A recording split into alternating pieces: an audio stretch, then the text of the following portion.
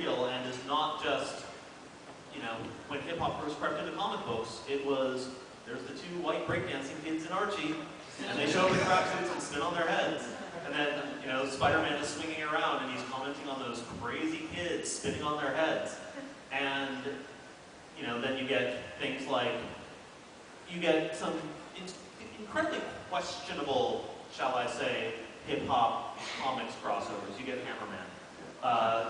You get a number of, I would say that one of the amazing things about Matthew's 12 Reasons to Die Ghostface book is it's a Wu-Tang comic that feels like a Wu-Tang comic instead of feeling like a Wu-Tang cash-in. And how do you go about doing that? Because, you know,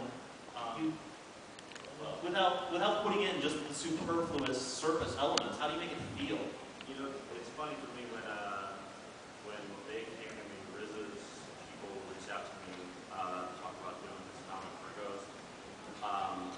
The first thing that popped in my head when I was a kid in my neighborhood, when I grew up in Manhattan, there was this big box truck that was built around that had a graffiti mural on it that had a Jimmy Cyclops. It was like the Jimmy style Cyclops blowing apart someone's tag and the thing. And I loved the truck. I used to, like, every time I drove by, I would just like stare at it. There was just like Jimmy Cyclops done in someone's graffiti style, larger than life.